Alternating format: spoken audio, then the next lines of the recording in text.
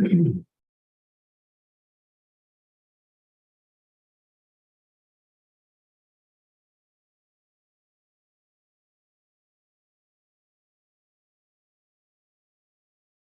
guys, good afternoon, everybody. Today's Tuesday, February 21st. It is 4:57 right now. Our scheduled group mentoring session for this week is set for 5 p.m. So I'm a few minutes early. I'm going to go ahead and set up this room real quick, and then we will get started as soon as everything is all set up. So just a couple of things here to update, not too many things. But if you guys have any questions, feel free to put them in the chat, and then we can start answering questions in the order that they come in. So a couple of things here to update.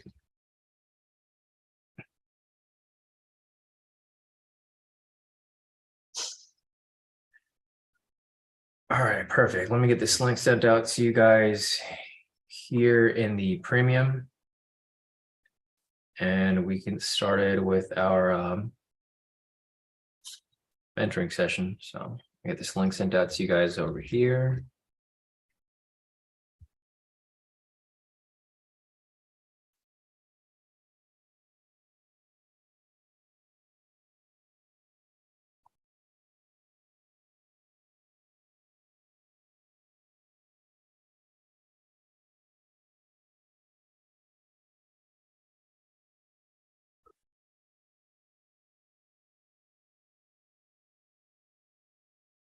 All right.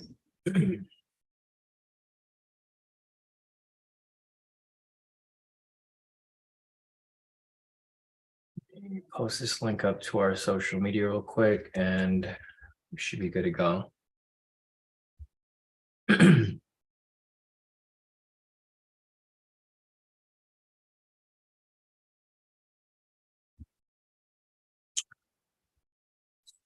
All right, so I'll get a few moments for everything to start up, and I'll just give it a few moments for people to make their way. I'm just going to post this link up in one last place, and we should be good to go.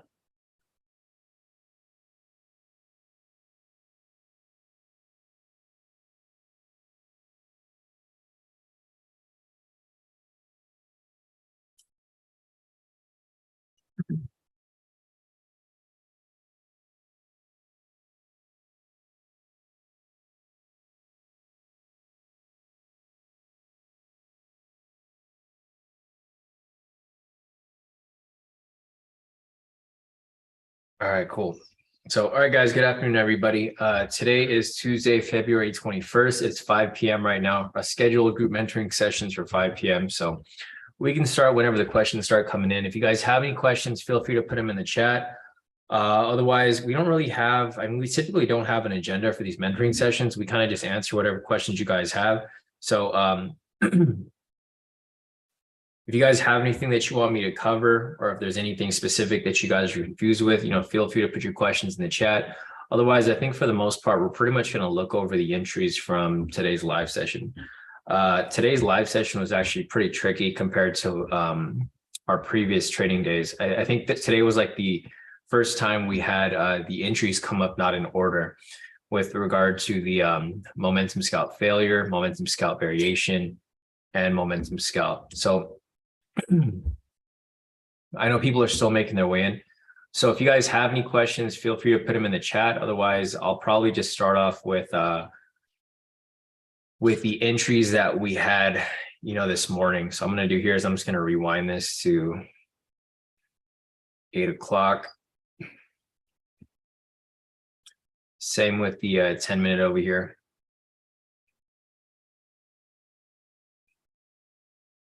All right. It's not going to be very necessary because we already knew we were looking for sells today. So, there's not really too much confusion as to direction of price. For the most part, we're just going to be looking for sells here. So just going to go ahead and rewind this back to 8 o'clock as well. And then, for the most part, I don't have any questions. So I'll be looking for, or just looking back at the entries from this morning. So guys, if you guys have any questions, feel free to put them in the chat. Otherwise, I'll start off with looking at the entries for today. So I think we didn't have any official entries, of course, because if you guys remember from this morning, the market was kind of all over the place.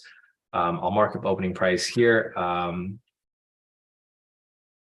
So we had opening price, or I mean, it doesn't really matter. Because I don't think it really plays too much of a relevance. I'll put it up later if it's like necessary, but for the most part, it's not really necessary. I think so I'll just pretty much point out the entries that came up today. They were kind of like unusual entries because typically they come out in order, but as I mentioned today, they were kind of all over the place. So looking back over here, we were obviously looking for sells today. So there was one entry that came up right here at 637. I'm just going to put a note over here. So I'll put a call out. So for this candle right here, this is a momentum scalp entry.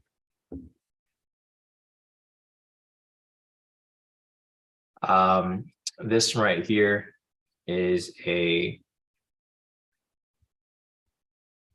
momentum scalp failure entry.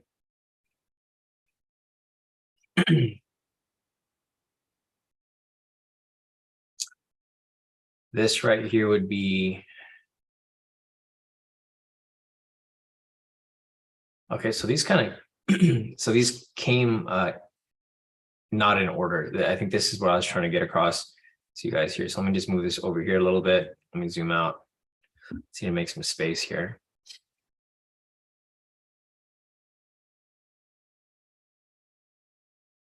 All right, so we had a momentum scalp right there, and then we had a momentum scalp variation that came like a lot later, which is right here.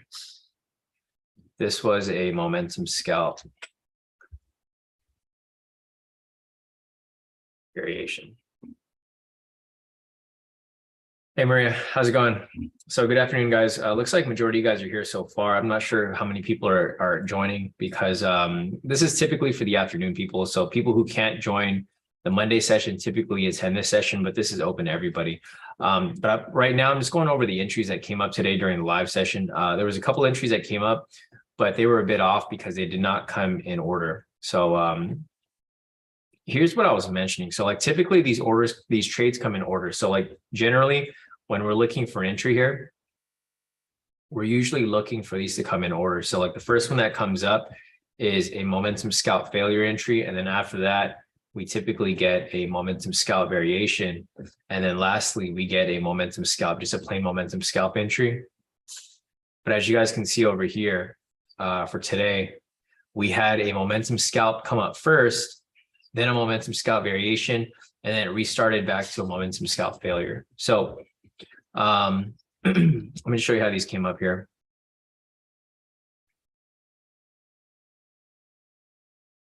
So let me just replay to this candle right here. So we were typically looking for a sell pretty much all morning. If you guys remembered, let me just show you the other time frames here. So the 5 minute time frame, I'm going to mark up where 6:30 was, and it's pretty obvious. If you guys were on the live session today, you guys saw that it was a straight up sell pretty much all morning. So as you can see over here on the 5 minute, pretty much from 6:30 to 8, price was below the pivots, trend meter was red, and the pivots were angling down. So obviously an obvious sell there on the 5 minute. Looking over here on the 10 minute, same thing, right? If we maximize this, you guys can see over here from 6:30 up until 8 o'clock, price was below the pivots, trend meter was red, and the pivots were angling down. So obviously we don't really need to go and reconfirm the first requirement for these strategies here. First requirement for all the strategies is confirm the overall trend, right? So that's completely identified throughout the day.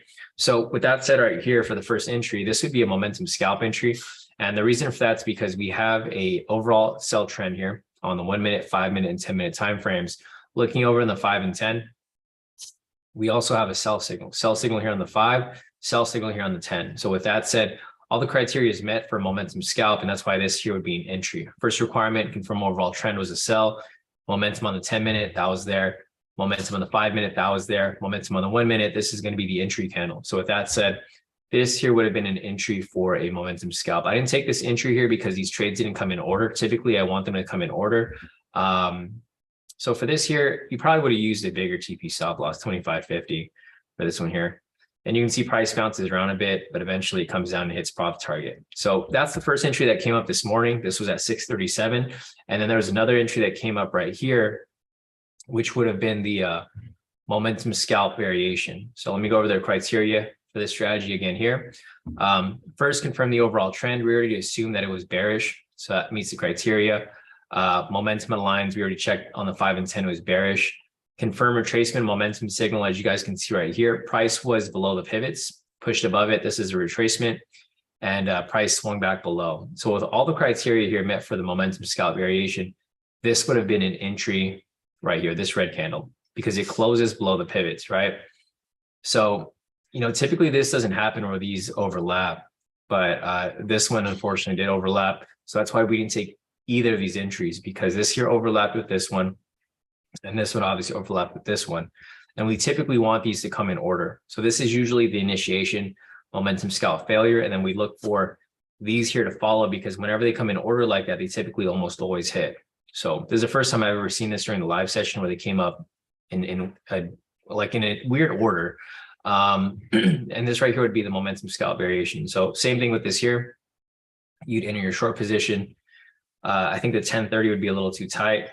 Yeah, it's way too close, because, you know, price swings back for retracement, it'll stop you out. So you use 2550 on this one. Price, actually, I can't remember why we didn't take this one. I think it was at opening price. There was a red flag there. And this is actually a different example, because we had another example, like we didn't take any of these entries here. For one, that's the reason why we didn't take it, because they didn't come in order. But also I think there was like opening price here, there was news price. Actually, there was like news coming up here at 645. So there was actually news over here, 645. I think there was news at 645 and at 7 today. Yeah, so we didn't even take any entries on open today because there was news right here. Sorry, I totally forgot. It was high impact news too. There was inflation news, flash services PMI, and flash manufacturing. So this is the main reason why we didn't take the entry. But secondary to that, we didn't take the entry because they didn't come in order. So there was nothing that we took over here at all. I took something pre-market and I took something a little later, but nothing around that time period. Let me check my timestamps for my trades. Yeah, we took a break. So my first trade actually came up a little later at 750. So I actually didn't take anything until you know, way later. I took a pre-market trade here, a couple of pre-market trades, and then the only trade I took during the live session was a little later at 750 when I mentioned the direction. Let's see, question from Atapam. She's asking entry on the close of the candle, right? Yeah, so technically the entry would come on the close of the candle if there was an entry there, but they weren't entries that we would have taken. This one might have been okay. The first one, momentum scalp, would have been okay because that was like way before news, but news happened right here at 645. So I think for these other entries that we marked up here, like for sure this one over here and the other one prior, we would have just skipped those because it was too close. Typically, we don't want to take trades like 10 minutes before or after news because for one, generally when you're funded, you can't take trades like that. Like there's like, they're pretty strict about the trades that you take. So I just avoid news altogether. Plus, you know, it's room for manipulation. So I typically don't take trades near news price. This was news price right here at 645. And then there was another news price at 7 o'clock. But if we move forward here, that was just one setup. So that was one setup that we saw over here. And the other setup that came up was down here. So you guys can see that it was a mess today, pretty much when these entries came up. There was a momentum scalp failure that came up right here. And then following that, this red candle right here would have been a momentum scalp variation. I'm just going over the entries for today, guys. None of these were official entries for today. I'm just showing you that this is what came up. Some people took these trades when I marked them up. Some people didn't. Majority of people didn't. So I just want to show you guys how like this market was kind of all over the place because typically these come right after each other. So you usually have like a momentum scalp failure and then the momentum scalp variation will come up like a few candles after. But this entry actually came up like right after news, 645. So I just wouldn't have taken it at that time either way. And then again, right here, there is another momentum scalp entry that came up below here. So this one actually came in order, but it was like too close to news. We had news over here at 7 o'clock and then we had news over here at 645. So it was just like in between. So I didn't take any of these trades here. I would have taken them if there wasn't news, but it was just too close to news price. So I didn't even bother to even look at them.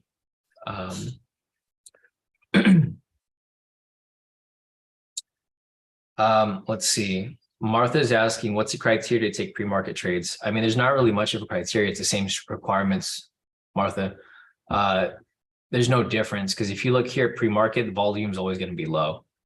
So volume's not going to be high at all. There's no specific criteria. It's if you feel comfortable with it, then you can take it. But I mean, if you're asking the question, then probably you're not comfortable with it yet. You can probably take it with like a demo account and just, play around with it. Typically, when I trade pre-market, my criteria is usually going to be below, or it's going to be around like 530. But you also have to pay attention to news because a lot of the news events happen right here at 530. So it just depends on like what's going on. I don't think there was anything today. So today there was nothing at 530. There was Canadian news, but not US news. But let me see. Okay, so like on Thursday we have a bunch of high impact news at 530, right? So if on this day I wouldn't take any trades. Today I took one because the volatility wasn't necessarily slow, but it also wasn't fast. So it was enough for me to get in and out of trades quickly. Question from Martha is also, so I get that question a lot. There's no set TP stop loss. So I mean, your TP stop loss depends on market volume, right? So for example, this morning, the volume was low. So obviously you're going to go for a 1030, but if volume's high, like it's moving over here, sometimes it's going to move quickly before like if there's news. If the volume's high, then you're going to use a bigger TP stop loss. So there's no set TP stop loss. You have to look at the chart. Whenever you're looking for an entry, I think it was this one that I took. Might have been this one right here. I'll pull it up for you guys. So let me pull up the chart because I did take a screenshot. So I took this one over here. First one, was a momentum scalp variation. This one came up at 5.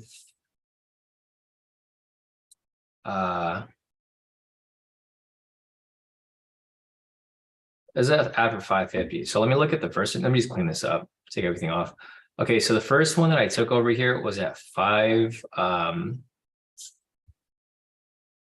If you guys can see the volume here, it's pretty slow. The candles here weren't really moving too much, but I did see the criteria come up here. This is a momentum scalp failure, price pushed above, price closed again right below right here. And this is the first one that I took for a sell. So that's the first trade that I took right here. Made my 1,120. That's one I took for my entry there. You can put up your short position here. You guys can see that a 1030 split works perfect here because the volume is not too high. If the candles are moving heavily, then you're going to use a higher TP stop loss. I can't say that this is going to be the same way like every single day. And that's why I don't want to tell you a fixed TP stop loss, Martha, because I don't want you to think, or I don't want you to assume that like tomorrow, if the market's moving quicker, that you should use a 1030, right? Because the market could be moving a lot quicker than it is today. Today was coming back from a long weekend, so obviously volume was going to be low, but this isn't always going to be the case, especially like midweek, because tomorrow is going to be Wednesday. So the market's going to be moving a lot heavier. So, I mean, depending on when the market's moving, like if you enter a trade like this, if your stop loss can pretty much consume all of the movement, like say, for example, right here, right? Then your 1030 is fine. But say, for example, the candles are like way out, like over here, your 1030 is not going to be good. You have to go for a 2550. So what I recommend is when you see an entry here, you'll just mark up your TP stop loss. If it's too tight, then go up to 2550. But if it's too wide, then you just want to go back and stick with the 1030 because that's going to be easier for you to get in and out of the position rather quickly. Let me scroll up real quick. One question from Nuwan. He's asking, hi, what is the golden color line? I only have green and red. So Nuwan, if you go to your settings over here for your momentum scalp, or sorry, let me go over here. Okay, so if you go to your momentum indicator right here, go to momentum, go to your settings. If you turn on scalp here, you'll get the gold bars. You can see here it's green and red, but if you turn this on right here, if you're scalping, depending on what time frames you're scalping on, typically for these live session trades or morning trades, we're trading on the 1, 5, and 10. Obviously, you're trading here on the 1. You change your settings here to 5-minute and 10-minute, and that'll give you the gold bars. What the gold bars here indicate is that you have momentum on all 3 time frames. So this right here would generally be a sell signal, but if you get something like this, a gold bar, this is going to indicate that the momentum is the same direction on all three time frames. So you're trading on the 1 minute, and then you have your settings set to 5 and 10. Instead of having to have all your charts open and looking at all of them at once, you can already assume that it's going to be set up properly, because you can see over here, this is at 3:23 a.m., which is right here. There's a sell signal there. And then same with this one over here at 3:23 a.m. There's a sell signal right here too. Not that you would use it for this specific entry, but that's just what it means. If you get a gold bar there, that just means that momentum is present on all three time frames. Does that make sense, Juan? And to turn that on, you just need to go over to your momentum indicator and then turn on scalp. So typically it's going to be turned off default, and you just get red and green. But if you want to have this on so that you can see when it's present for multiple time frames, you turn this on right here, and everything's pretty much default. You just click OK, and then you'll have your gold bars right here on your chart. Yeah, it's for both. So I mean, it's pretty simple to identify if it's a buy or a sell. Like, for example, this is a buy right here, right? Because the previous one is a sell. You can only go from sell to buy. You can't go from like buy to buy or sell to sell. If it's a sell signal prior, the next signal is going to be a buy. So, I mean, you just look back at the previous signal. So like, for example, here, if you're looking at this one and you're curious, okay, like what momentum is this, right? You just look back at the last one. If it's a red one, this one's going to be a green one, right? If you turn off the indicator right there, it's green, right? If it's confusing, then just turn it off. It's not really necessary. It's just, it helps you identify when there's multiple momentums that are available. And it kind of just simplifies the process. So you don't have to like look at it on 3 different time frames. You could kind of just look at it from here, and then you can see if it lines up. If it lines up, then great. If not, then maybe hold off on it. Yeah, no problem. Yeah, if it's confusing though, because like for even myself, I like to turn it off sometimes because it kind of throws me off if I'm looking for something else. So no problem. Good question. I feel like a lot of people are still confused about that, but it's a quick fix if I can just break it down for you guys on here. Question from Noan's asking, we need volume bar only on the 1 minute. I mean, it's up to your preference. If you want to have it on other time frames, you can, but majority of our entries are taken on the 1 minute. So we don't even look at the other time frames. If you want to have them on there, you can. Like, for example, on the higher time frames, I generally have them on here sometimes just to see how volume's looking, but it's not necessarily required because you're not making entries on these higher time frames. So yeah, technically you only need it on the 1 minute, but some people like having it on all of them so that they can kind of see where volume is going. But for the most part, the 1 minute is perfectly fine because you're only using the 5 and 10 for the trend, right? So if you're looking over here for trend, you'll have these time frames. And then once you identify the overall trend, you go back to the 1 minute and you pretty much just maximize this up.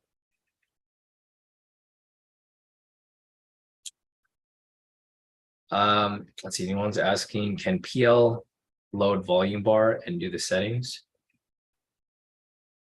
Yeah, sure. So yeah, it's just default settings. So let me just turn everything off here. All right, so this is a clean chart right here. You go to indicators, go to your search, type in volume. It's going to be the built-in one. So right here under technical, it's just volume by itself. Click on that there. You'll have your volume bars down here. So you'll see the settings right here. Depending on how you want it. For me personally, I like to have the bars dark. So I just go over here to the green bar. I put this to 100% so I can see the green there. And then for the red, same thing, 100%. And then turn on this right here. So where it says volume MA, click on that. And this volume MA is going to give you the moving average right here. So basically, whenever these bars are above the blue line, this is going to indicate that volume is above average. When it's below, it means it's below average. When it's in between, that means it's average. So that's how you turn it on there. And I think that's it. For the MA length, you keep it at 20 default settings. And that's pretty much it. It's not too difficult. Yeah, no problem, Juan. All right, so let me scroll up real quick. Other question over here is from Natasha. So Natasha is asking, can I see the entry you took for pre-market? So let me go back and just put my indicators back on real quick. And then I will show you guys the entry that I took this morning. So going back over here to 550,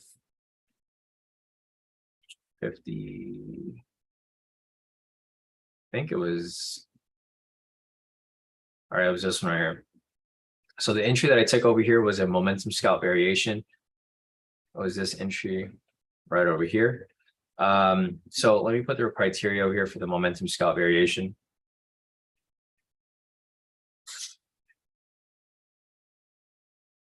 All right, so obviously we already knew everything was a sell, so I don't have to go and look at the overall trend. Obviously, the first one here, confirm overall trend. We already figured out and identified it as a sell. So overall sell bias across the 1 minute, 5 minute, and 10 minute time frames, confirming that momentum aligns on the 5 and 10.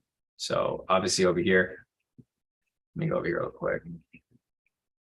I'll just replay it back to this point, just so that you guys have a visualization and you guys can understand where price is at. So obviously it was bearish pretty much all London session up until open.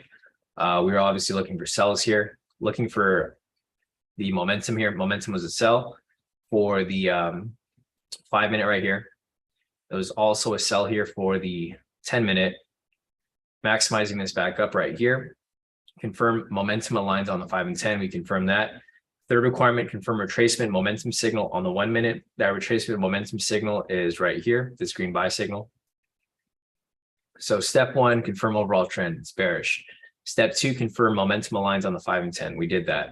Step 3, confirm retracement momentum signal on the 1 minute. It's this green candle right here, or a green bar. Fourth step, confirm price close past pivots in retracement. So price was down below here, and it retraced up past the pivot. So that's step 4 right there. Price retraced up. Step 5, confirm price close past the pivots in correction. So we're looking for price to come back below the pivots. This candle right here is where price closed below it. So once that closed right there, enter on the close of the candle. Candle closed right here. Sell position.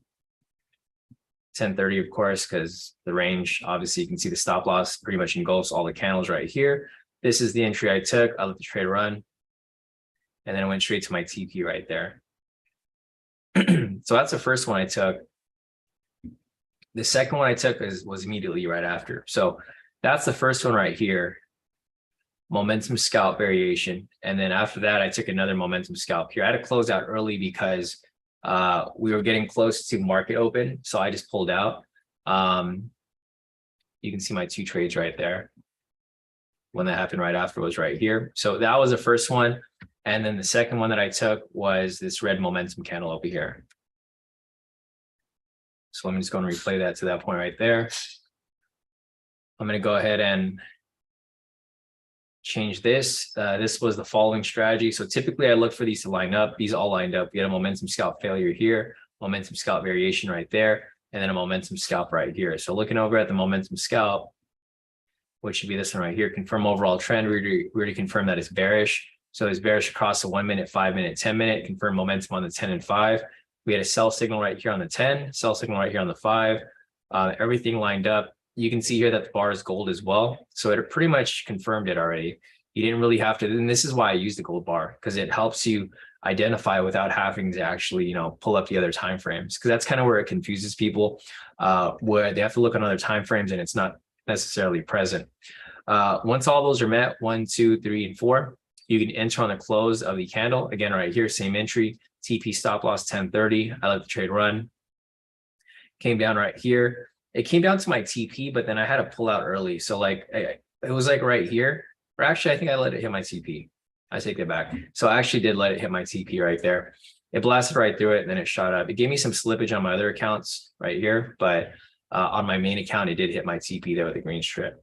So those are the 2 trades I took pre-market.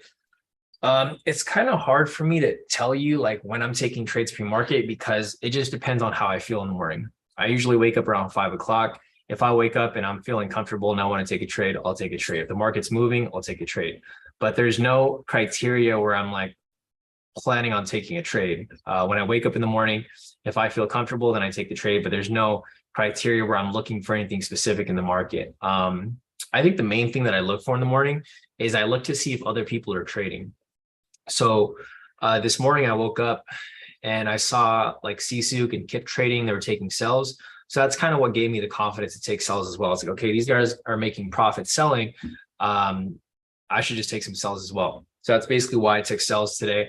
I typically don't trade on days like this. I don't know. Today I woke up and I just was ready to trade. Usually coming back from a long weekend, I usually just sit it out and I just wait for the market to stabilize. But for whatever reason, this morning I felt comfortable, took the trades and they hit. So thankfully they did hit, or else, you know, I'd be in a hole for this week to kick off the week. But this week's been pretty good so far. So let me scroll down real quick, see if there's any other questions here.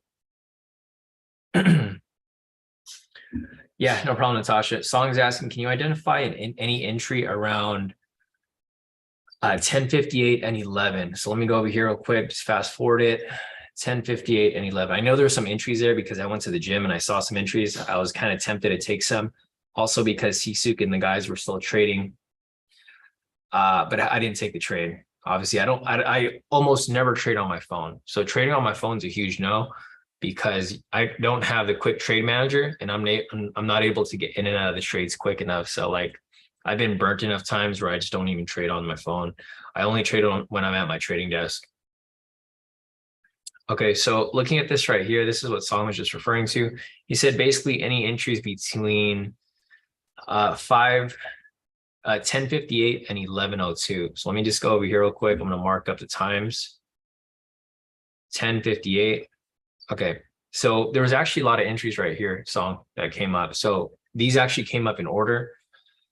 Let me just go and mark them up real quick. I think you gave a little markup too as well for your entries there, but I'll mark them up again. So this green buy signal right here, this is a momentum scalp, or momentum scalp failure entry. That's one right there. The one next to it, like literally the next following candle right here, is a momentum scalp variation.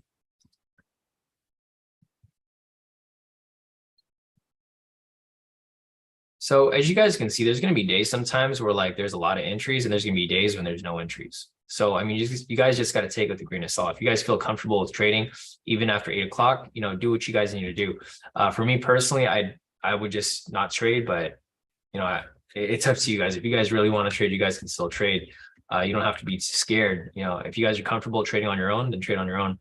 But I would recommend probably using a smaller lot size. But yeah, going over here, this is pretty much the entries that I saw between these times, Song. So the first entry right here, I'll just go back and replay. All right, so the first entry right here happened at 10:59. 10:59 was a momentum scalp failure entry.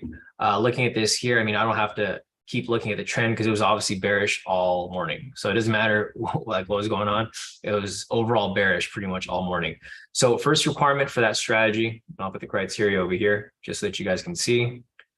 I don't really need the current requirements because I mean, I know this stuff like the back of my hand. It's like I've created these strategies and I've been applying them every day, so I don't really have to look at them. But just to show you guys a visualization, first requirement, overall trend was bearish. Second requirement, confirm retracement momentum signal. There's a buy signal right here against the trend. That's step 2. Step 3, confirm volume is below average. Volume over here is below average. With that said, there was an entry here for a short right there. So for this specific entry, I'd probably use a 10:30. I mean, it's up to you guys. It's really up to your preference, you know, because everyone kind of analyzes things differently. I think the 25.50 is just a little too wide, so I'd probably go with the 10:30. Having that set up right there, let the trade run, and went straight to TP on the next candle. So that's the first entry that came up right there. The next entry that came up right after would be this one right here. This would be a momentum scalp variation. So this one I would actually take if I was at my computer. So let's move on to the next criteria here. So for this one right here, confirm overall trend. We already confirmed that it was bearish, pretty much bearish all morning.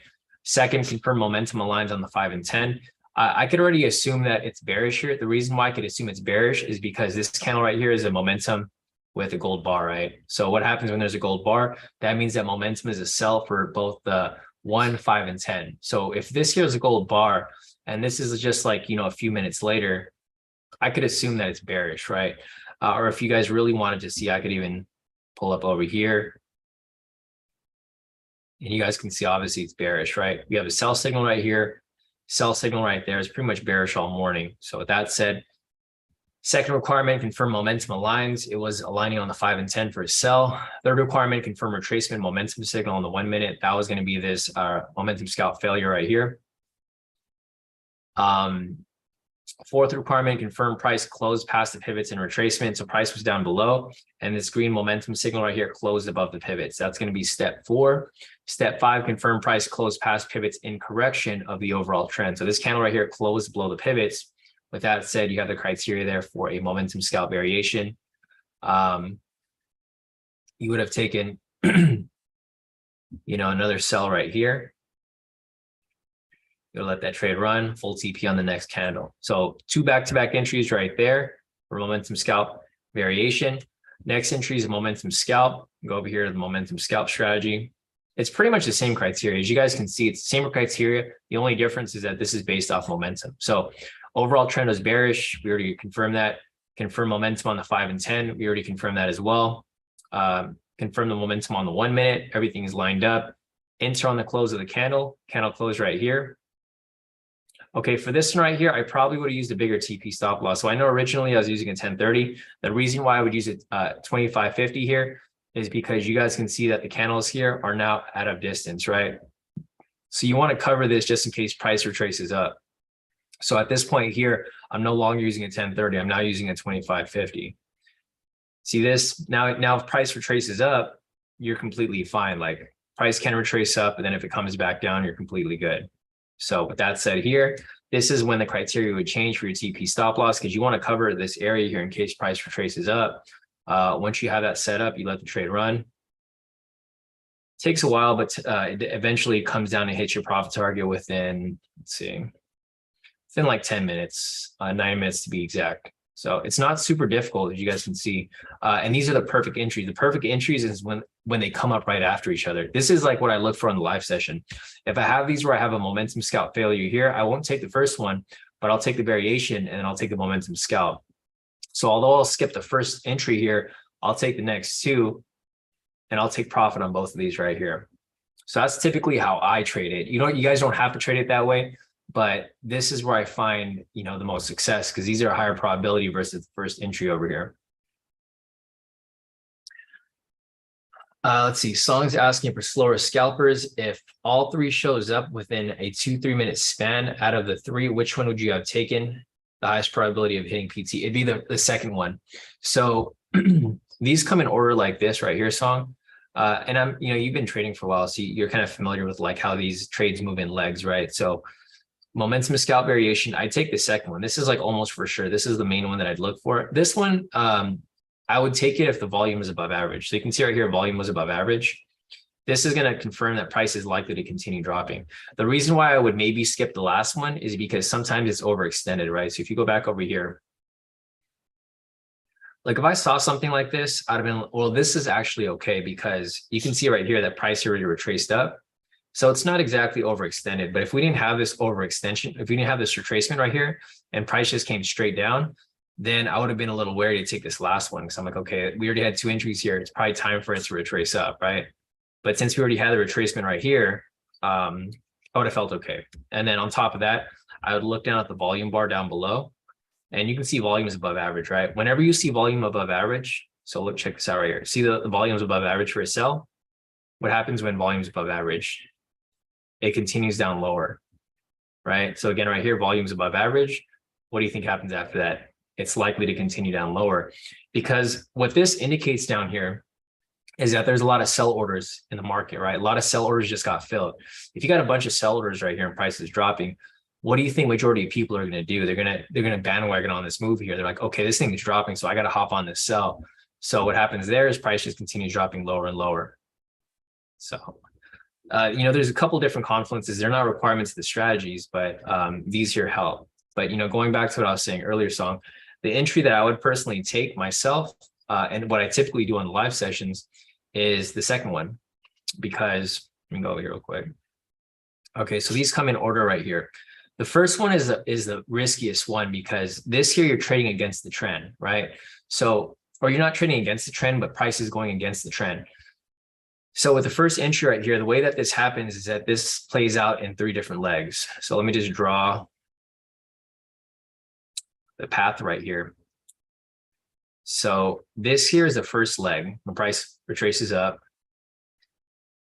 And then this is the second leg where price comes down. And then typically you have a third leg that comes down right there. That's usually what I'm looking for. I'm looking for these trades. So let me just turn off these indicators real quick. And this will kind of give you a better visualization as to like how this thing actually moves. So like,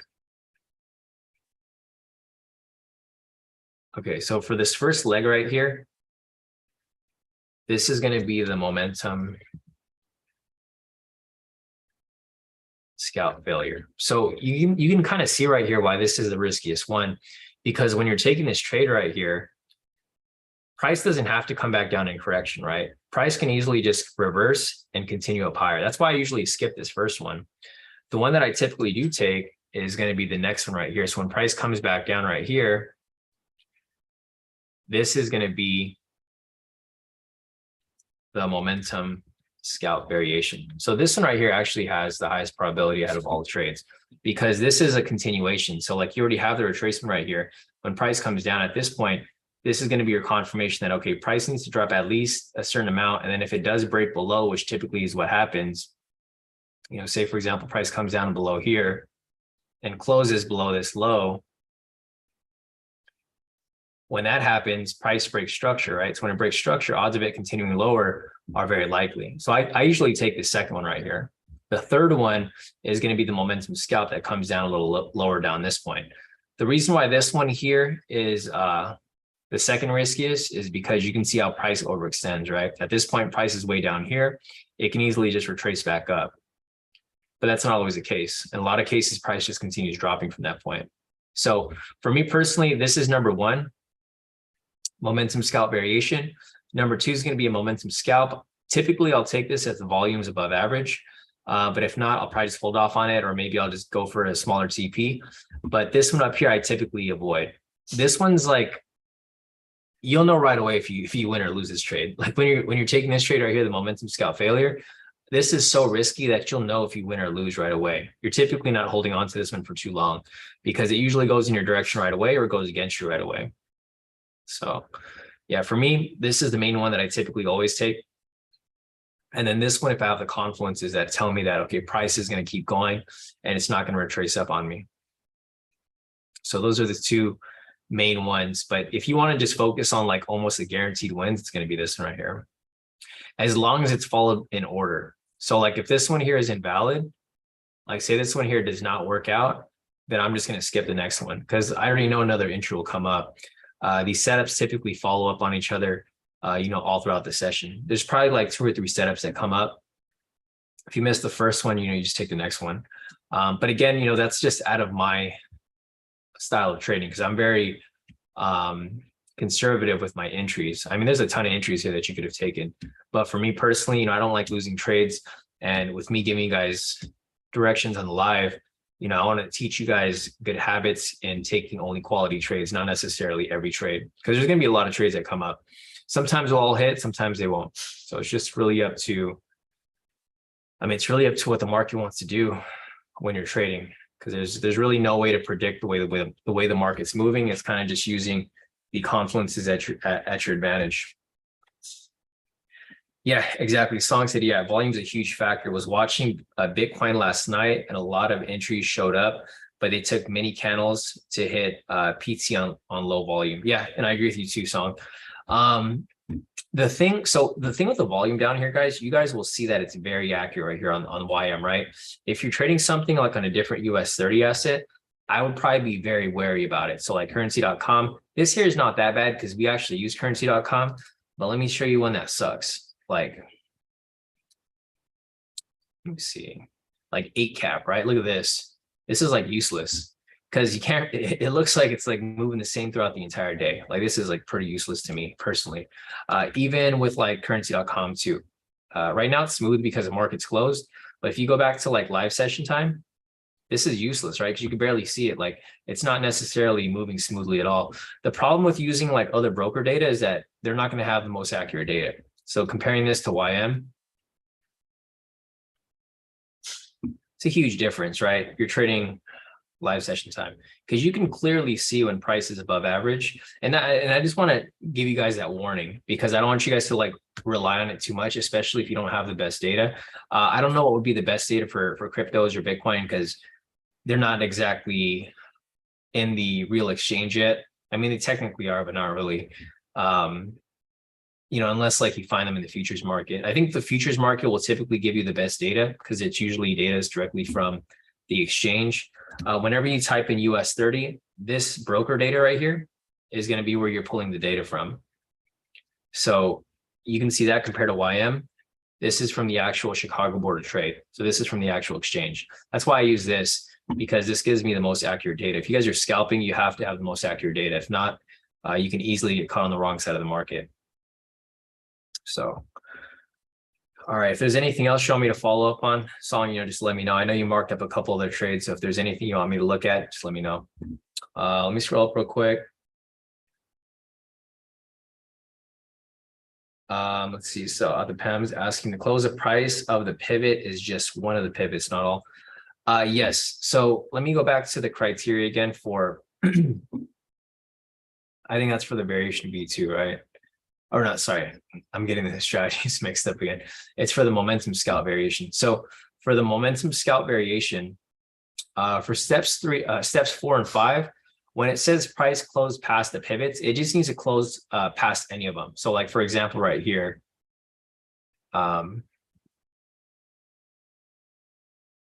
see how prices, I'm gonna clean this up real quick so it's easier for you to see. Okay, so I'm just gonna zoom in a little bit. So see how price over here is coming down? This is in a downtrend, right? When price pushes back up right here, this is called a retracement. So when price retraces like this, you just need one candle to close above it, or just like past any pivot, because this is going to confirm the retracement. The requirements, I kind of just made them very detailed because I had to dumb it down where like anybody can really learn it, like where you don't have to have any knowledge. But realistically, all it means is you're confirming a retracement. You don't even have to look for a price past. I mean, you do have to, but once you understand what retracement means, it's like second nature. Like when you're looking for a retracement, this right here is a retracement to me, right? Because if you look back at my previous strategies, like the pivot scalp, so you can see over here, I made it even easier to follow, but I think this here makes more sense because right here it just says confirm price close below or above the pivots. Like that might be an easier criteria, but realistically, you're just looking for a retracement. So whenever price closes above any of the pivots, doesn't matter which one, whether it be level 1, 2, 3, or 4, when it closes above it, that's going to confirm the retracement, and that's going to be step 4. For step 5, the correction is just to drop back below it. So the pattern that you're looking for here is you're just looking for price to come below. This is the direction. When price comes up like this is the retracement, and this is the correction. So you're really just looking for this movement, this type of movement here. But to simplify things, that's why I turn it on with the pivots so that you guys can see right here how price moves. If I turn off the candles, you can see it's the same thing, right? Price pushes down, retracement, correction. And then when price corrects below, like below the area, it's breaking structure. So when you get something like that, whenever price breaks structure, odds of it dropping lower are very likely. So it's just a simplified version of it, but kind of get the gist of it.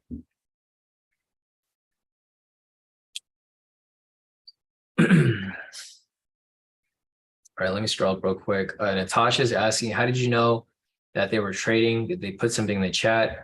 Yeah, we have our own chat. So like we have our chat with just the admins. That's basically where I'm pulling up like all the profits from like Kip, because Kip doesn't really participate in the public chat too much. He's in there sometimes, but not very often. Usually it's just like when he's responding to questions. So if someone has a question in the chat, Kip or CSUK will pop in, and then even CT in some instances. But for the most part, they just kind of keep to themselves because they don't want any distraction. So we have our own separate chat where it's just the admins and people who I'm working with, specifically with the prop firm. And if they're posting trades in the morning, that's where I'll like look and I'll just take trades. So like they'll,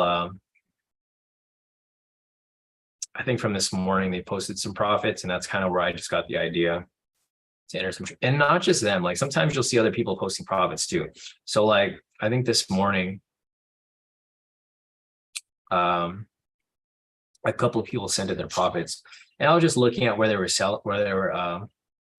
where they were looking, and I just kind of just hopped into the trades. Well, I didn't hop into random trades, but I hopped into trades when I saw entries for a sell. That's kind of just where I picked the direction. Question from Song over here. I think this is what we just covered, right? Yeah, so these were all, yeah, you were on point with all these entries here. These were on point. Momentum scalp failure for this green one, momentum scalp variation for this red one that closed below, and then momentum scalp right here. Yeah, and you even identified volume. So you were on point with all of these, Song, identifying those specific entries. Question from Nuwan. Nuwan's asking, do you use the FTMO trade manager to enter a trade? Yes, I use that for every single trade I take. That's why you always see the green strips here. So like whenever you look at my profits here and you see the green strips, it's because I'm using the quick trade manager. These should have a green strip, but I think there was like slippage happening during that time.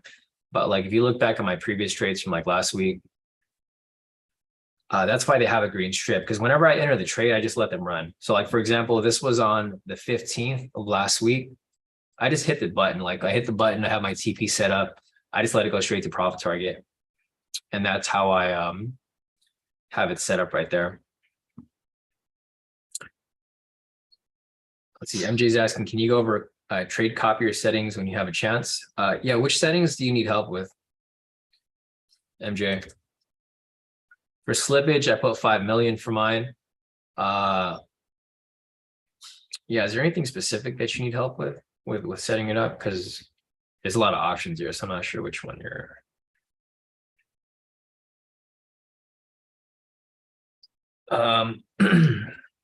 Yeah, so for slippage, yeah, so MJ said, yeah, slippage and stop limits. So you don't have to do anything for stops and limits because you're not using your stops aren't copying over or your pending orders. So stops and limits, I don't touch anything there because everything is copying your main account. So I don't know, like I don't use those myself specifically. I don't know if anybody else uses them either. Those are like typically used for like swing traders. Like if you're swing trading and you have a trade that's running for like a long period of time, then you might want to use that because you want the, but it still wouldn't matter because whatever your main account does, the other trades will copy or the other accounts will copy. So like, for example, if it closes on your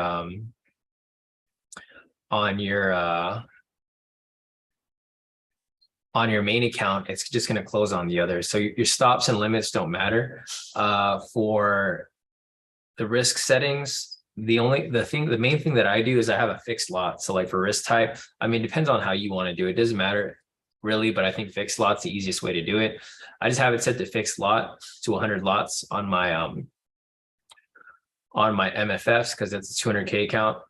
For my slippage, I have it set to 5 million. That's just so that it always executes a trade. Because if you have it set too little, if the slippage is like too far off, your copier won't copy the trade. So since you're scalping, I just have it set to 5 million. And it doesn't mean that you're going to risk that much. It just means whenever your main account enters a trade, it's going to automatically enter it on the other accounts as well. So that's pretty much the main thing. And then for my max lot, I have it set to, let me see if I can just copy this over without sharing my account details. Yeah, so you can see right here, these are my settings for my FTMO 400K to my MFF.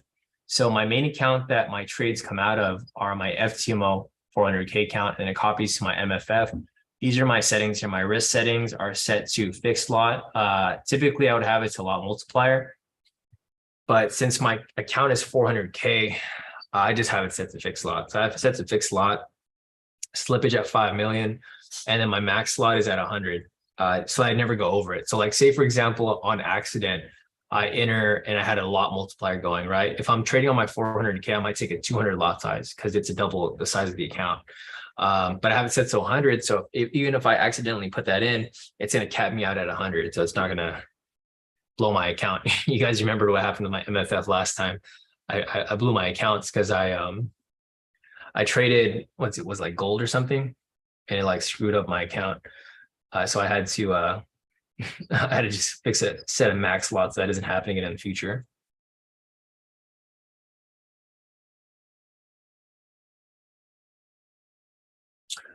Let's see. Next question from MJ is asking, you have other copiers sending to the other MFF accounts? No, I just have one copier.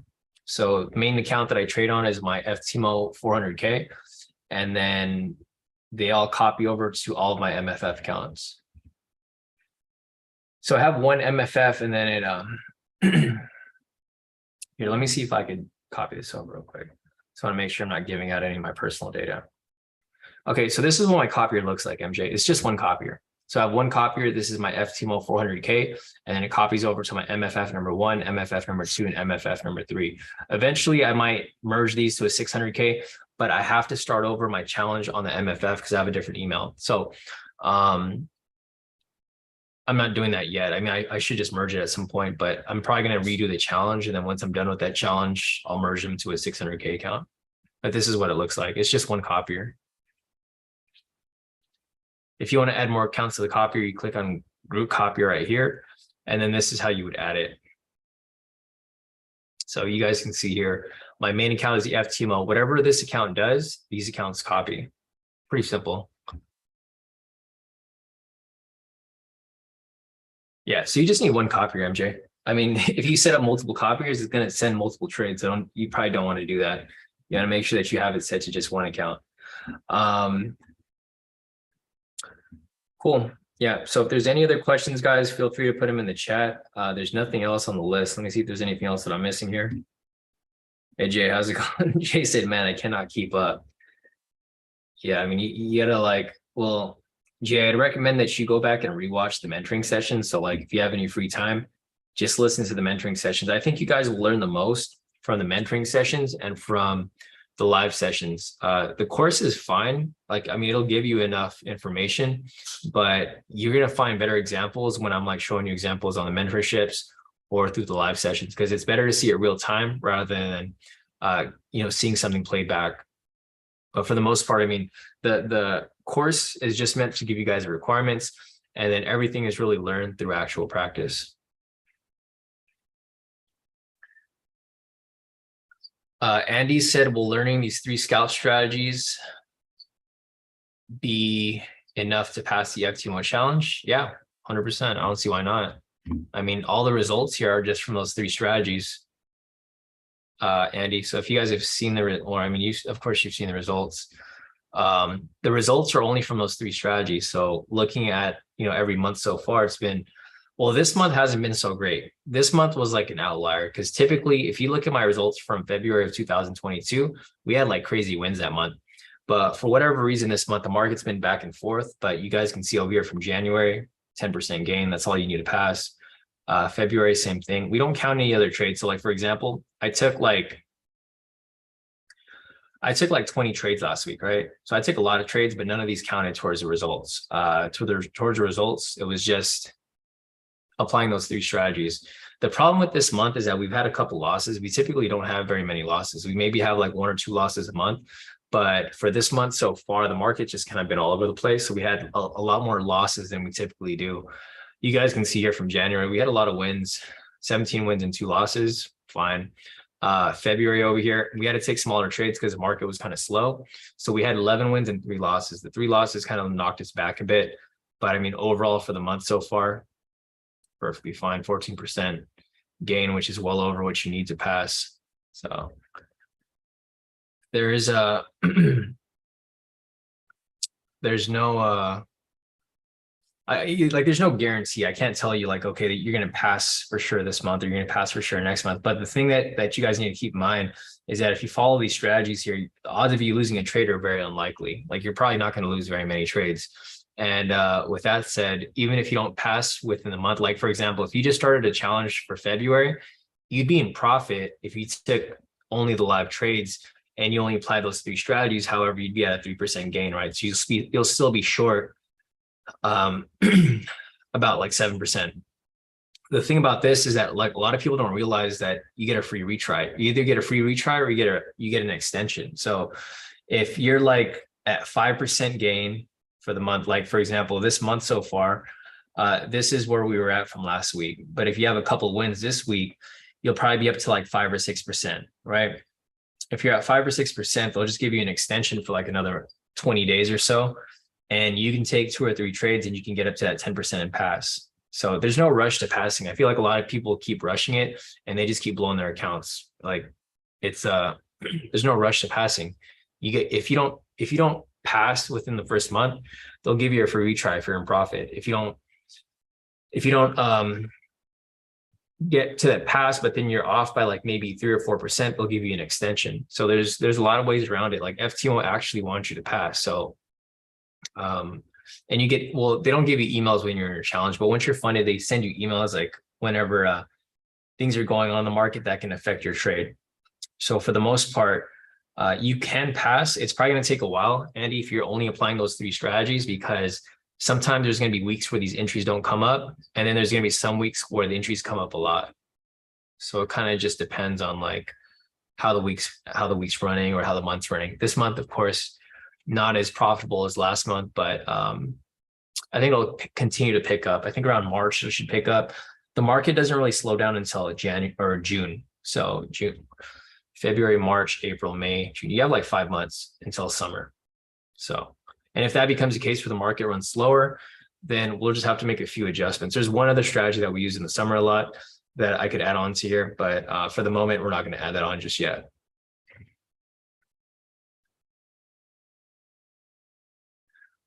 Jay said, I never knew when you'd be live. I'm live the same time every week, Jay. So Monday through Friday, I'm trading live 6:30 a.m. Pacific time. Mentoring session is 2 p.m. on Mondays and then 5 p.m. on Tuesdays. So it's pretty much the same thing every week, Jay. It's not really, nothing really changes. I mean, the only time it changes is like when it's a holiday week and we don't have a session on Monday like we did yesterday. But for the most part, pretty much same schedule every week. Jay's question is, Sean, which broker should I use in order to follow all the trades? It doesn't really matter. You can use whatever broker you like. Didn't we? I thought we talked. So most of us use FTMO. So if you want to use FTMO, you can use FTMO, but it's not required. I mean, you can use whatever broker you like. It's not going to make a difference for the most part, unless like your broker doesn't allow scalping. So you want to make sure that your broker has tight spreads. So don't use some like random broker that's like nobody uses. Okay, so I take it back. The broker does matter, because if you're using some scam broker, then obviously you're not going to make profit trading at all. But if you're using a broker that, you know, a decent amount of people use, you should be fine. But I think FTMO is probably your best option if you are able to stay within the trade criteria. Yeah, no problem, Jay. I know you're getting back into the swing, so you haven't really been around for a while, but once you actually start, trying it out and running through, I think you should be fine. But yeah, for the most part, I think any of the brokers that we talked about before should be fine. If it's a broker that you're unsure about, just let me know. But if I don't know about it, then it's probably going to be a no.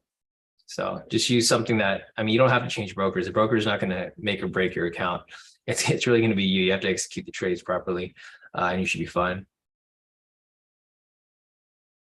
Yeah, no problem, Andy. Yeah, I know the market kind of sucks for February.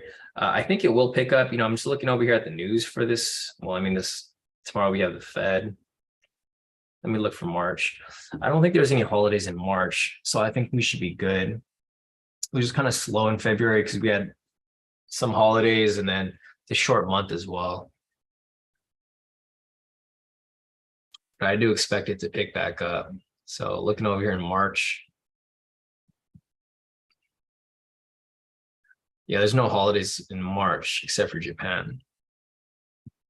For the most part, should be good. All right, let me scroll up real quick. Natasha said Maddie's got her on a leash. Question from Nuwan. Nuwan's asking me, don't you use the session high and lows? Yeah, we do use it. So for this morning, the session high lows are going to be the red flags. Nuwan. So if you go, let's go back to 8 o'clock, right? So let's go back and just replay to 8 o'clock. I mean, the sessions aren't used for any strategy, so you don't necessarily need them up. I mean, you need them up, but they don't really have a relevance unless like it's in your price. So like, for example, here, there's a session above, there's sessions are like way up here, right? Price is way down here. So it's pretty irrelevant. I mean, you're still using it, but it has no relevance here because all of our entries came up, around these areas, and there's no sessions around here. So if you know where the red flags are basically where you avoid trades. So red flags when to avoid trades. When price is near sessions, which is going to be the purple, red, and green lines. And you can see here, it's pretty obvious. So like, for example, here, when price gets near these horizontal lines, like basically any of the horizontal lines, any lines that go across the screen, you don't want to trade around those areas. So price right here was close to this Asia low. You can see whenever price gets near it, price gets highly manipulated. It comes down, goes sideways, bounces and spikes around. Not a good area to trade. Same with this area up here, Nuwan. So price comes up here. You can see this is not a good area to trade, right? So like say, for example, you're just watching price move. If you had a buy entry up here and it's near the sessions, I would totally skip it. Again, right here, price comes back to Asia low. Wouldn't take any trades around there. Same with this, wouldn't take any trades around here, and etc. But that's the main reason for the sessions high low. It's an area, it's basically where you're looking to avoid trades. So basically whenever price is near the sessions, which is these purple, green, and red lines, whenever price is near opening price, market opened over here today at 6:30. I mean, it's the same thing every morning. I'll typically mark it up on the chart so you don't have to really do it yourself, but it would be good to to identify it. So basically, that was the opening price. We had news price over here at 6:45, I believe. Screen candle right here, 6:45. And then we had more news price over here at 7 o'clock.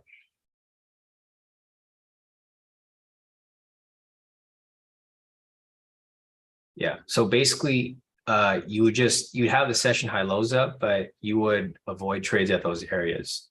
So that's basically what they're meant for. They're just meant to identify where to avoid trades. So you don't take trades at any of these horizontal lines right here. And that's the main use and reason for them. I mean, you can use them for other things too, but for us personally here on the live sessions and for my own trading, I created this indicator to avoid specific price points that we should avoid, because you get a lot of manipulation around those points. Scrolling down at the PEM, so the PEM's asking, is there any harm of pulling out when you're in profit versus waiting for it to hit CP? So that goes back to your trade psychology, right? If you're pulling trades early every single time, you're not going to get the full profit. So the main pro and con to that is, say, for example, you're going for $1,000 in profit, right? But every time you get scared and you pull out at like 500, there's not really, it's not like there's no hard set rule saying that this is a bad thing. However, it's obviously not a good thing because, say, that's the whole point of the risk management. So like, for example, let me see if I could find it. Okay, so let me just, I'll use this over here.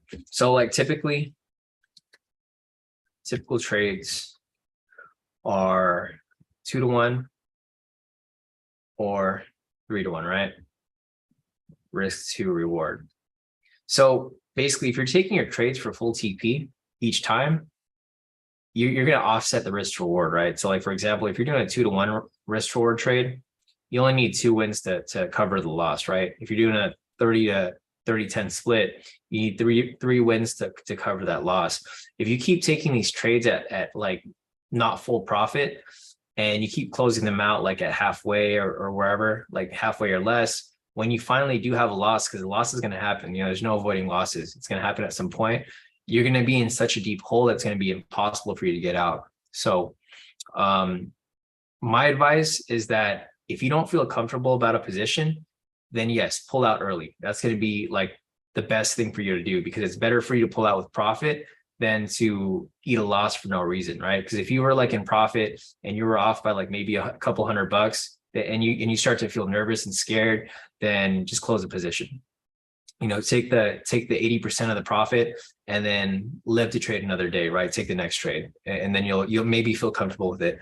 But the thing is, if you keep closing trades for partial profit, you're never going to let the trade run to full profit, and you're just going to be in that bad habit of being scared every time. Like when you trade, you should never be scared. Like whenever you take a trade, you should be confident about the position running. That's why for me, most of my trades here, I just let them run a TP. I almost never close them partially. The only time I close them partially is if, like for example, on this day over here, I think this was Friday. It was getting so close to, or this was Asia session.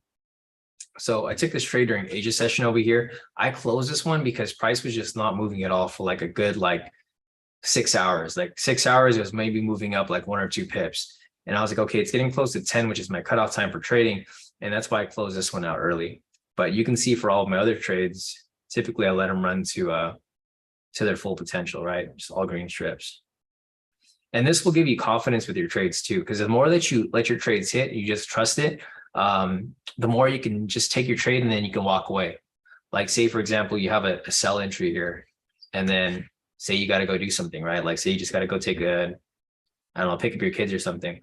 If that's the case, like say, for example, you see entry there, you can simply take the trade. You hit your buy button there, you got your TP stop loss set up, you can go ahead and just leave your house. You come back and then you're like, okay, profit target is hit. And you don't have to worry about it. So that's the level of trading that you want to be at. You want to be at that level of trading where you can take the trade and not get nervous or get scared. You just take the trade and then you go on with your day, do whatever you need to do. Check your phone, or your app, a few minutes later, and then you'll see those green strips there. And then you don't really think about it. That's kind of how I am. That's why you guys will see me sometimes. I'll be looking at the screen because I'll be taking these speculative trades, but then I'm not really worried about it. I'm still answering questions. I'm still doing my analysis. And then I look at my screen, I'm like, oh, it's EP. And that's how you guys want to be. Like you want to have full control of, your account and just your mentality. Because like the thing is, you don't want to be stressed out trading. Trading is like one of the most stressful things, but you don't want to be stressed out to the point where it's like ruining your day or or you're just like freaking out about like what you got running. And I think that's a good thing about FTMO as well, because if you have an FTMO account, you're kind of capped at where you can lose for the day. You don't have like your life savings running in the account. And then, if you're in the negative, you're going to be so nervous because you could lose all your money within like, a couple of days versus FTMO. If you take the trade, you lose the trade and you blow the account, it's completely fine. You can lose like 20K on the FTMO account. And then realistically, you lost maybe 1,000 on like a 200K challenge, but you can just go ahead and redo the challenge again later. Yeah, exactly. No, yeah. Trade psychology is like everyone's worst problem. I even for myself, there's a couple books that I read. If you guys haven't checked them out yet, and pull my Audible real quick. So I think this is the order that you guys should read these books in. So this is my Audible right here. The first book that you guys should listen to or read would be Trading in the Zone. This is going to be number 1, Trading in the Zone. The next one would be One Good Trade. And then the one I'm listening to right now is Daily Trading Coach. So basically, it's just a reminder. He's telling you like to get out of your own head, trust your trade, let the trade run, etc. It's basically having like a trade psychologist like talk to you. This is what this book's about. This guy's an actual psychologist. Brett Steenberger, he's one of the most well-renowned like trade psychologists for traders. He's a psychologist for basically people who make a lot of money. So like if they're out of their head and they need to get back on point, he pretty much trains people to think properly. And that's why I listen to this book here, is how I've been finding my consistency every single day. Because he reminds me of things that I need to keep in mind whenever I'm taking my trades, like letting them run to TP, trading without stress. If something's bothering me, just don't trade at all, stuff like that. So let me see if there's anything else here that I'm missing. So let me scroll up real quick.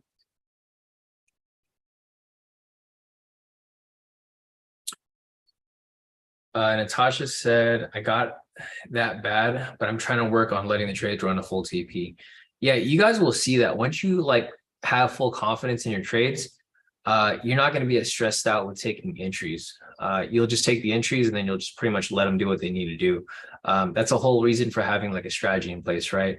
Having your strategy in place, having your stop loss in place, that should be, your guidelines for entering a trade so that you don't have to worry about it.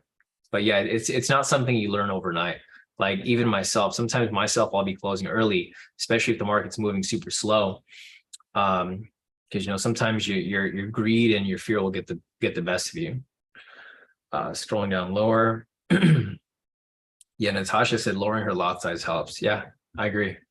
It does help. If you're feeling too nervous about a trade, just lower your lot size and then gradually increase it once you feel better about the position that you're planning on taking. Let's see, Nick over here mentioned, I started a challenge on February 8th.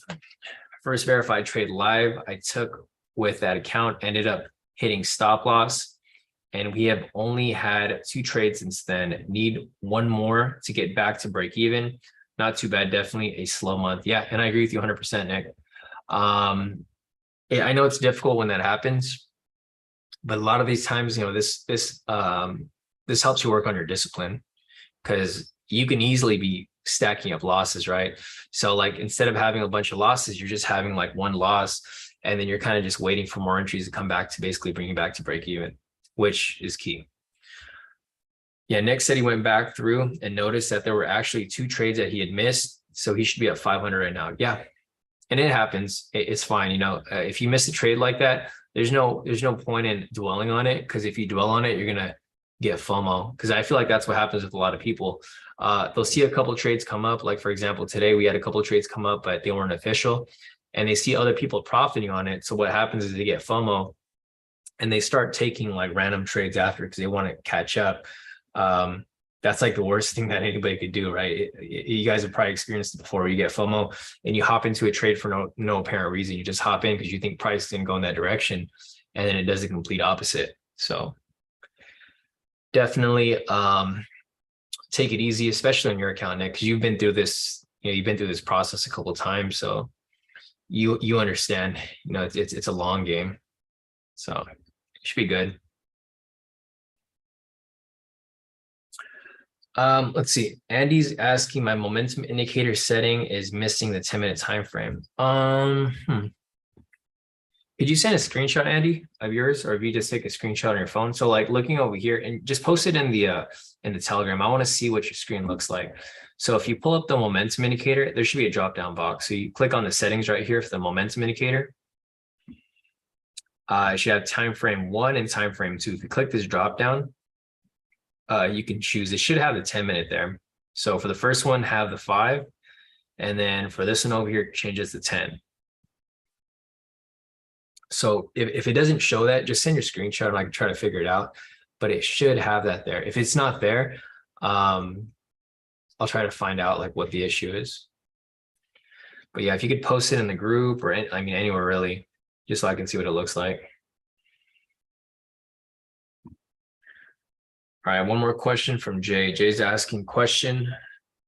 Can this platform setup be placed on my iPad Pro so I can trade from anywhere? You're gonna need a laptop, Jay. The iPad Pro is not gonna do it. Not for MT4. So you can have TradingView on your laptop or your Mac, iMac, or your iPad, but you can't have MetaTrader 4. So you can't have the Quick Trade Manager on your iPad. You need to have a computer. Whether it be a laptop or regular computer, you would need you need to have the actual platform to use a quick trade manager. So if you pull up the course, it has an explanation of how to install it, but you got to have it on an actual computer. Unfortunately, the MetaTrader 4 app doesn't. Well, actually, I've never used it on the iPad, so I'm not even sure. But for the most part, I don't think you can do it. I don't even think they have it on there because it's not on the App Store right now. I don't know if you noticed, Jay, but MetaTrader 4 is not even on the App Store. After the Russia-Ukraine war started, they took it off the App Store, so it's not even available for download on there, which is annoying. I think eventually, I mean, they have to bring it back because that's like the main platform everybody uses to trade. But I know for sure they don't have it right now. So just FYI, if you're wondering, because I know a lot of people who are just starting to trade. That's the thing that sucks, because a lot of people who are new, they can't download the iPhone app because it's not available right now. I'm sure eventually it'll come back, but right now at the moment they don't have it available. So if they don't have it on the iPhone, I'm pretty sure they don't have it on the iPad either. All right, Pam, we'll see you tomorrow morning. Let's see. Yeah, Andy, did you send in the, let me see if you got it here. Okay, there we go. Oh, gotcha. Okay. So I think you just don't have it on your time frame. So Andy, go over here real quick. So go to your time frame box right here. And then go to right here on the bottom where it says 1 and minutes. Type in 10 right there. And then click add. So you can add it on there. It should be on, yeah, it should work. And then once you have that there, it'll be added to your list right here, because typically it doesn't have it there. It's like this. Let me check your screenshot again.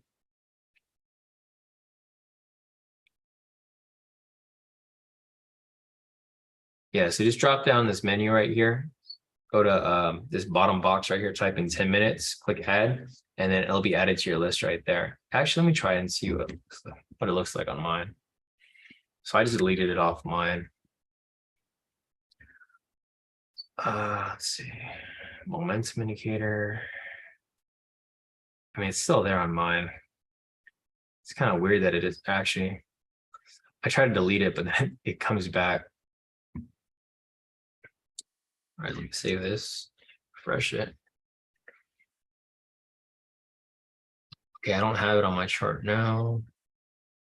Oh yeah, so that should fix it, Andy. I just did it to mine. I purposely deleted it off mine, and it doesn't show up anymore. So that's what you got to do. Let's go over here, click on 10, or type in 10, click add. It'll be added to your chart. Now you go to the momentum indicator, and it's back on there. Awesome. Okay. Yeah. No, thanks, Natasha, too, for your input, because I would have never thought that was the case, but that seems like it fixes it. All right, guys, if there's any other questions, feel free to put your questions in the chat. We've been on this mentoring session for about an hour and a half. I think I answered all the questions. If I missed your question, guys, just drop your question again. I'm going to scroll down the chat real quick. We did get a little mixed up earlier, so I just want to make sure I didn't miss anything. But yeah, guys, these sessions are meant for you guys. So whatever you guys need help with, this is like the time for you guys to ask. Don't feel shy or scared to ask any questions. There's no dumb questions here. I know some of you guys are new to trading. You guys are completely lost. If that's the case, just ask whatever questions you guys have, and I'll explain to you what everything means. It's the only way that you guys will really get this stuff down. Let me just scroll up real quick. I want to make sure I didn't miss anything. Yeah, no, I think that's it. So, all right, guys, if you guys have any questions, feel free to put them in the chat. Looks like majority of you guys already logged off for the day. If there's no questions, don't worry. We're gonna have the next live session tomorrow, and we'll be having these sessions pretty much every week. So if you guys didn't get your questions answered today, what I recommend is just, if there's any questions you guys have during the week, just open a notepad, write down your question, and then when I see you guys on the next mentoring session, you guys can just pop up and drop your question. And that's that's the best way to really understand things. I think everything is learned best through trial and error. So it doesn't really matter how much I teach you guys or explain to you guys. Sometimes you guys just have to make mistakes, and then when you make mistakes, you learn from them. So All right, guys, I think that's it. So if you guys have any questions, feel free to email me. You can email me at sean@kodikaitrades.com. Otherwise, you guys can message me on Telegram at kodikaitrades. But yeah, that's pretty much it for today, guys. If you guys have anything else that you guys need, feel free to reach out. Otherwise,